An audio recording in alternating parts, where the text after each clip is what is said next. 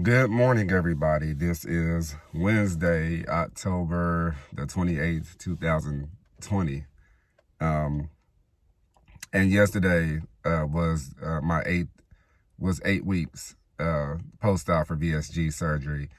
November the 1st will actually be 2 months, my 2-month anniversary. And I'm very happy that I made it this far.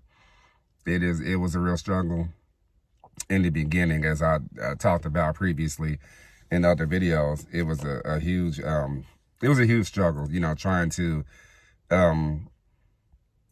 to process the new lifestyle and trying to get used to doing things a little bit new. Not so much that I hadn't done some of these things before, but just having to do some things new. I'm enjoying the weight loss. I'm enjoying the benefits that I've received from this surgery. And, about a month ago, I had a huge regret from this surgery. I had a huge regret. I said this in previous videos that I truly regretted doing this surgery because of my passion for food. And, one thing I realized is it does get easy. It gets better. There's some people that's done this long before I have, and at some point they gain their weight back because their passion for food. And as they say, this is a tool. It's not a magic quick fix, but it's a tool to help you. For me, it's a tool to help me reset on how I eat, what I eat, how much I eat. The exercise has always been there for me. I've always been one to exercise, so that's never been an issue. But now it's easier to exercise because I have the energy, whereas I did not have the energy before, because of the foods I was eating and how it weighed me down, and the diabetes. So let me go back a little bit to the stats, as some like to do when they do these videos. And I look a little scruffy this morning. That's okay. I can take care of that later. But just to go back, June the 5th, to my pre-op clinic appointment, I weighed in at 336 pounds. And that's when they canceled, they canceled my surgery because of the blood sugar spike. So from June to September the 1st, which was the actual surgery date, because I was able to get back on the books once I got my blood sugar under control, as I said before. My surgery weight was 319 pounds. And we're talking almost 2 months ago. Actually, 8 weeks ago, my surgery weigh-in was 319 pounds. Today, 8 weeks later, I weigh 263 pounds. That is a very significant weight loss in 8 weeks. And it's something that I feel great. For a while, I had dizzy spells, like really strong dizzy spells. And I think a lot of that had to do with me going to the gym and working out too hard. Because when you burn all those calories, you have to replenish. And if you don't replenish correctly, you can become dehydrated. And so I kind of stopped going. I actually stopped going to the gym at night. I said, if anything, I'll exercise in the morning when I get up. But I won't go too hard because my calorie intake right now is very small. And I cannot, in one workout session, I could burn every bit of calories that I've taken in for the day. And whatever my calorie intake is for the day, I can burn that easily in one workout session. So I don't want to put myself in a position where I get back to bad eating habits because I'm hungry. So I want to take it easy. I'll do a little bit of strength training, at least work out 30 minutes a day, probably go on a walk, something like that. So early on, as I said before, my regret was due to me having to, because in the beginning with my plan, and everybody's plan is different, as I said before, my plan, the first 2 weeks, I was on liquids. I was on liquids, meaning chicken broth, water, protein shakes, sugar-free Jello, that sort of thing. And after those 2 weeks came in another 2 weeks of liquids, but I could push it up to like cream soups, cream of broccoli, cream of chicken, strained, which I had to do for another 2 weeks. That was hard to do for me. And then after that, it was a week of pureed foods, which was still hard. And then a week of soft foods after that, it was still hard. Then my 7th week, I was able to go into solid foods. So things are a lot better now. Things are a lot better. What I tried to do, because you have to chew your food 25 to 30 times, and you have to eat, they want you to eat each meal at least about 30 minutes a meal. And, they want you to stop drinking liquids 30 minutes before a meal, and 30 minutes, they want you to stop drinking liquids 30 minutes before each meal, and then you can pick back up 30 minutes after each meal. So one of the things that's been kind of hard to do is because, before the surgery, I could eat and drink at the same time. That's what we do. We eat and drink at the same time. Oftentimes we don't eat our food and then later on drink liquids. And so it was kind of hard for me to do, to stop the liquids and then go into the eating 30 minutes later, then 30 minutes after that drink liquids, because I would forget. And an hour and a half would pass. I'm like, oh, I'm supposed to get back to drinking liquids. But as long as I get my 64 ounces of liquids in a day, I'm good. And it doesn't have to be 64 ounces of water plus the protein shakes. It could be all together 64 ounces. So my protein intake is somewhere between 70 and 80 grams a day, which the recommended serving is 60 to 80. So I do get my protein in. And then with the liquids, because my protein shakes are 11 ounces a piece, I get 22 ounces with that. And then I work on the other 42 ounces with Gatorade Zero and water. So I do get that in each day. I did not have a post-op appointment because my last post-op appointment was, I think, the first month. And so my next post-op appointment would be my 3-month post-op, which would be sometime late next month, which is a good thing, because once I get to 3 months, you have to understand, each meal right now that I eat is 2 ounces. And so that's, 3 meals, I eat 2 ounces per meal. By my 3rd month, I can go into 4 ounces. So just to give you an overview of what I eat, and I try to eat things that's packed with protein that keep me full longer. So in the mornings, I eat an egg every morning. I cook a fried egg every morning. And the thing about eggs is I used to hate eggs. And when I was a kid, I loved them. When I grew up to be an adult, I hated them. I hated the texture, the smell, the taste. They used to make me sick. They used to make me throw up. So I hated eggs. And now I love them. I think they're really good. I love them. Another thing that I noticed since the surgery is that I can taste a lot of seasonings that I could not taste before. I could always taste salt, seasoning salt, pepper, garlic salt, those sort of things. But there's a lot of seasonings that I really could not taste. But now I can taste them post-surgery, which is interesting. And I use seasonings. I use a seasoning called Flavor God. And that's a seasoning that they have several different varieties of seasonings, like garlic lovers and chocolate lovers. I use chocolate lovers in my coffee. I'm back to drinking coffee now. And I try to drink a cup a day in the morning, but I use sweetener. I don't use sugar, so I use like Sweet and Low. And the Flavor God chocolate seasoning has no calories in it, so I could use that in my coffee, give it a little flavor. But the Flavor God seasonings, they don't have calories in them, so you can use it, and actually it tastes pretty good on my food, so I love it. For lunch, I pretty much eat the same thing. I like to go between broccoli and green beans, and then I do chicken breast, or I do salmon.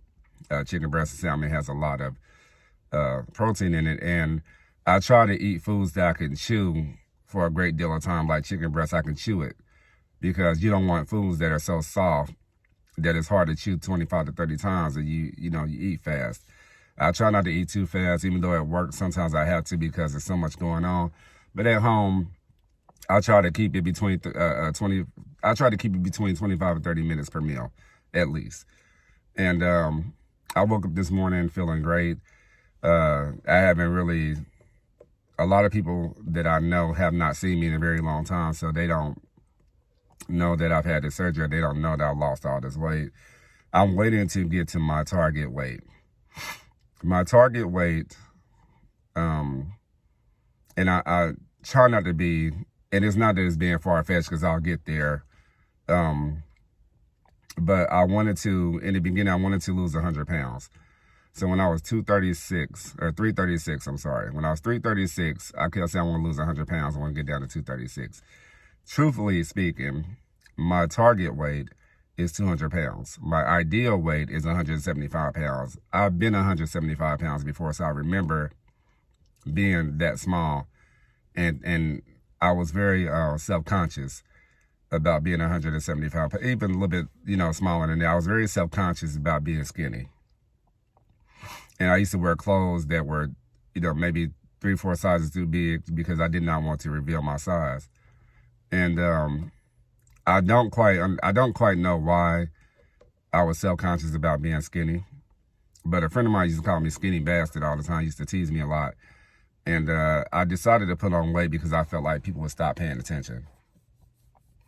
But now my target weight is 230 pounds, and right now 263, so I'm pretty sure I will get to 230 pounds in the next couple of months. I would say by December, sometime in December, probably late December, I'll be at 230. And I'll see where I'm at now, but I have realized that I can't fit any of my clothes anymore. And it was so hard when I was bigger because it was hard to find clothes that actually fit. I would go to the stores and they would not have my size, and then I would have to order my size online. And half the time, because you can't try on the sizes, I was not sure what my size really was. So a lot of times I would order things and they would be too small. And sometimes I would return them. Sometimes I would get frustrated and fold them up and put them to the side. And so once I lost weight and realized I couldn't fit the clothes that I had anymore, I just so happened to have a couple pair of pants that was too small. At the time I put them on, they fit like a glove. They fit very well. And even today, I can't even fit those pants anymore because they're too big. So I had to go out shopping again, which was great.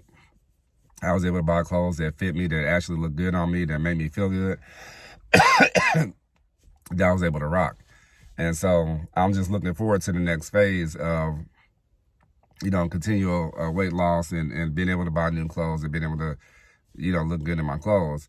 One of the things that my objective with this, with these series of videos is to take you on a journey with me to my first year post-op VSG surgery, just to see my weight loss transition from beginning to the first year.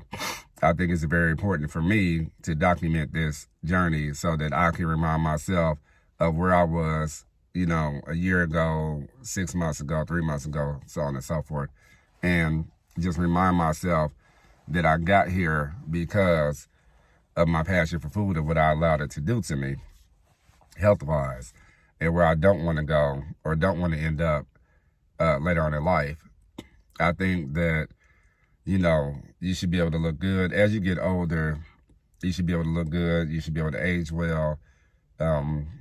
Don't put your body through a lot of wear and tear. A lot of weight on your body as you get older puts a lot of stress and strain on your bones, especially your joints, your knees, and things like that. And it's hard to move around when you're heavy. Some people can move around pretty good, but it's hard to move around when you're heavy. I noticed yesterday, the other day, at work there was a crisis, and I ran from my office to where the crisis was, and I hadn't done that in years. And even, some people noticed it, like, you ran? Yeah, I did. I ran. I do get on the treadmill, and I try to do like a HIIT type thing where I walk maybe 3 miles for about a minute, and then I run 60 miles I run 30 miles an hour. I walk 30 miles an hour. I'm not saying that right. I walk 3 miles an hour for a minute, and then I run 6 miles an hour for a minute, and I go back and forth in between that. So it helps open the lungs. It helps, get the blood rate going. I mean, the heart rate going, and gets the blood pumping, and it makes it easier for me to move around a little bit faster. So that's what I do. But I want to keep coming to you every 2 weeks just to give you an update on where I am, how I'm doing, how I'm feeling.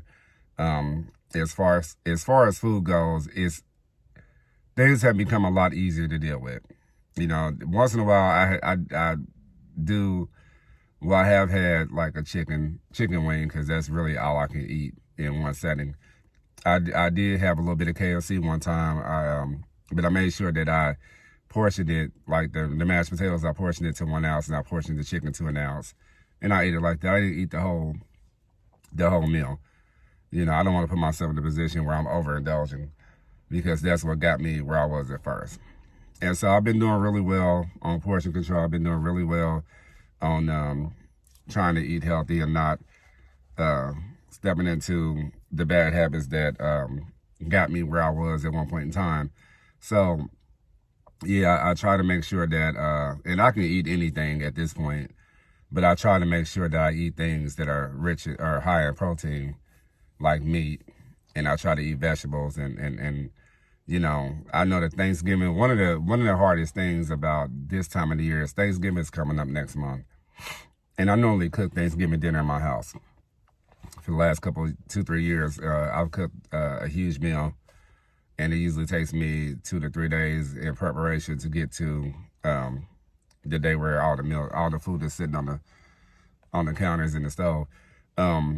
This year is going to be, for me, it won't be difficult because I can control myself now.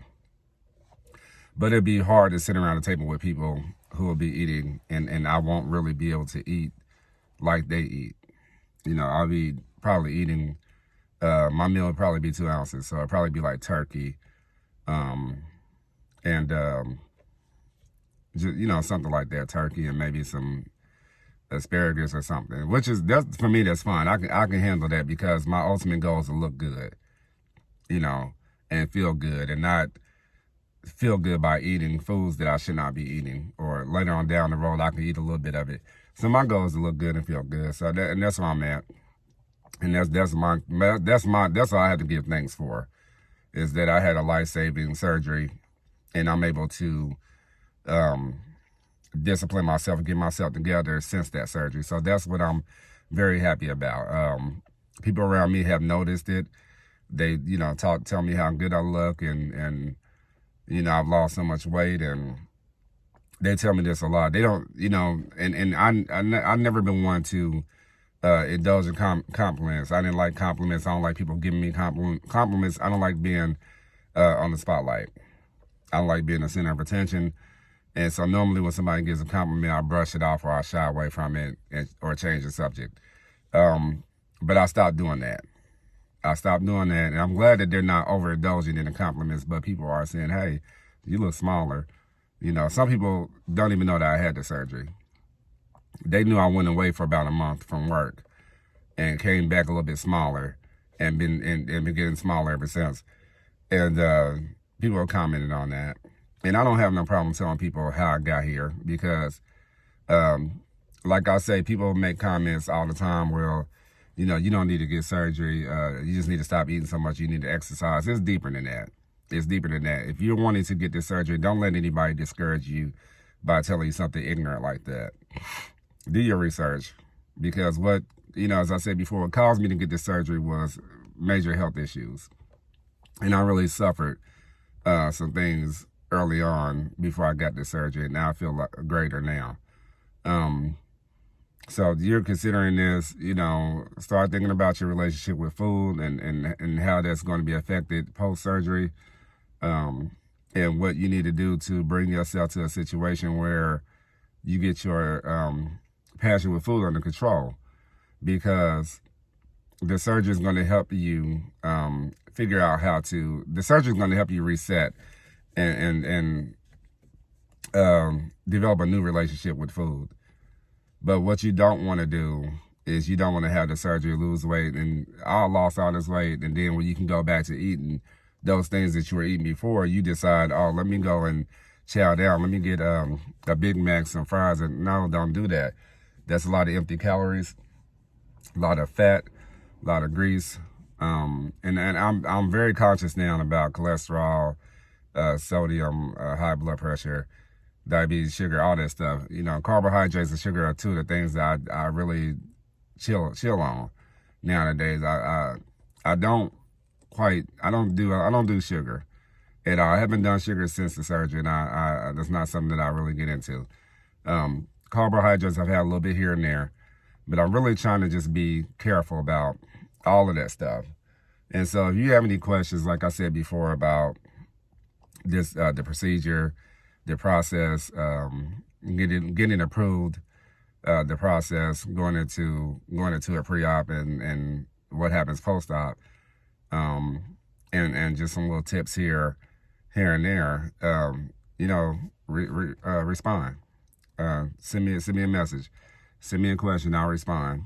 You know, hit the subscribe so you can get all my videos coming down the road, and I'll keep on posting these videos and keep you, you know, in my journey with me as I keep going through this and get to my ideal weight or my targeted weight. So that's my video for my 8th week post-op. I'll see you again in another couple weeks. So I'll talk about my 10-week post-op, and I think that I'll be close to, I think somewhere around that time, it'll be time for me to do my 3-month post-op appointment. Actually, I'm going to be doing a metabolic panel really soon to see where my A1C is. And I'm pretty sure my A1C is below that borderline diabetic point, because I was taken off of insulin. I forgot to say that. I was taken off of all my diabetic medications, metformin, insulin, and things like that. So I still check my blood sugar every morning, and my blood sugar has been under the normal range, but it's been very close to that normal range. So I don't have to take the insulin no more. I don't have to take metformin, which is great, because I got tired of pricking myself with a needle every night and injecting insulin to me every day. I got tired of taking 4 metformin pills. So, you know, it's great that I don't really have to take these pills anymore. I still take my blood pressure pill, which I feel I don't need it because my blood pressure has been normal since the surgery, so I don't feel I need that. And I still take the cholesterol pill, which I feel I don't need that. So I'm pretty sure once I take my metabolic panel, I'll be taking off of all my medications. So that's it for my 8th week post-op. I'll see you again in another couple of weeks. Take care. Have a good day.